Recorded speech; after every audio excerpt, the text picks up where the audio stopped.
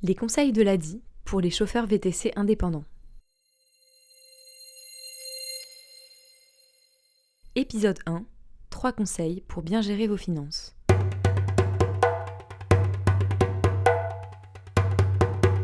Bienvenue dans ce podcast de l'ADI où je vais vous partager mes conseils pour gérer au mieux votre activité de chauffeur VTC. Je suis Basile et je suis conseiller à l'ADI, une association qui finance et accompagne les entrepreneurs et travailleurs indépendants comme vous. Dans mon métier, je rencontre régulièrement des chauffeurs VTC indépendants et je les aide dans la gestion au quotidien de leur entreprise.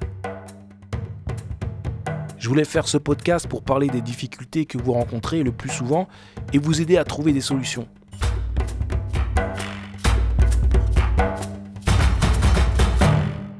Une question qui revient quasiment tout le temps, c'est comment gérer mes dépenses pour ne pas être dans le rouge.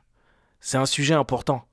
La plupart des entreprises qui cessent leur activité le font en raison d'un manque de trésorerie. C'est-à-dire qu'il n'y a plus assez d'argent sur le compte en banque pour payer les charges. La plupart du temps, ce manque de trésorerie peut être anticipé.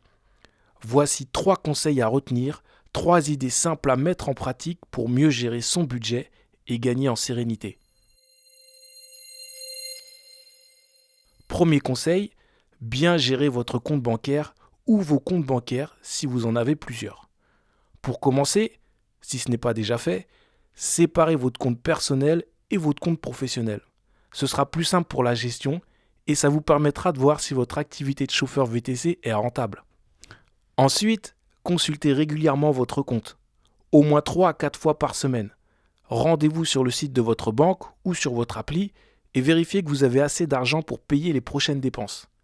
Les achats bien sûr, mais aussi les prélèvements automatiques. Si ce n'est pas le cas, essayez de décaler des paiements au mois suivant. Enfin, créez-vous un rappel sur l'échéance de votre prêt en cours, ou vos prêts en cours si vous en avez plusieurs, que ce soit à l'ADI ou auprès de votre banque. Si vous êtes en difficulté pour faire face à une mensualité, prenez rapidement contact avec votre conseiller ou conseillère ADI ou votre conseiller ou conseillère bancaire afin de trouver une solution. C'est toujours plus facile de négocier avant l'échéance qu'après, et cela peut vous éviter des pénalités de retard. Deuxième conseil, trouvez du temps pour vos papiers administratifs et votre comptabilité.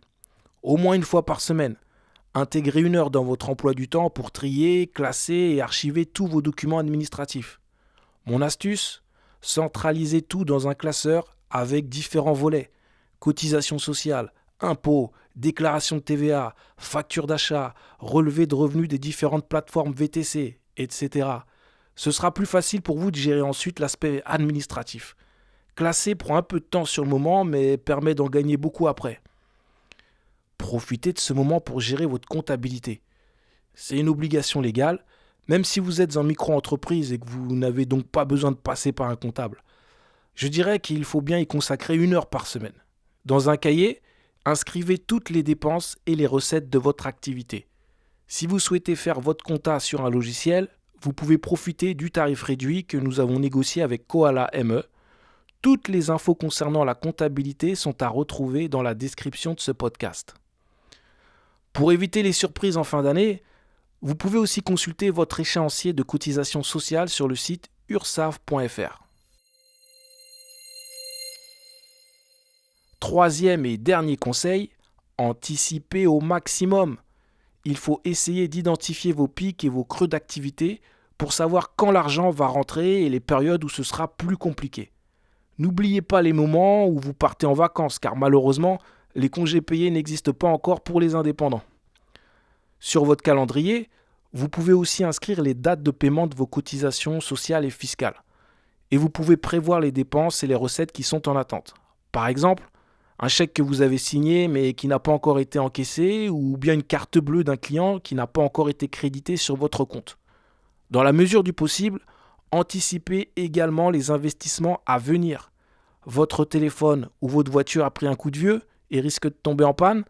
Pensez à mettre régulièrement de l'argent de côté pour faire face à ces dépenses qui auront lieu tôt ou tard. Mettre de côté régulièrement, c'est ce qu'on appelle se constituer une trésorerie de sécurité. Cela permet de faire face aux coups durs en cas de besoin.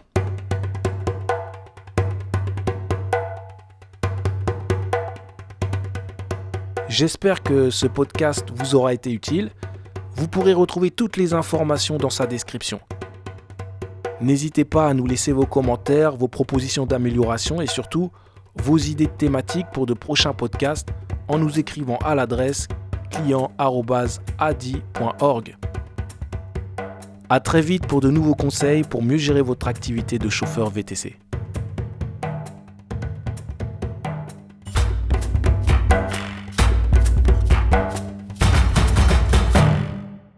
Avec l'ADI, entreprendre c'est possible.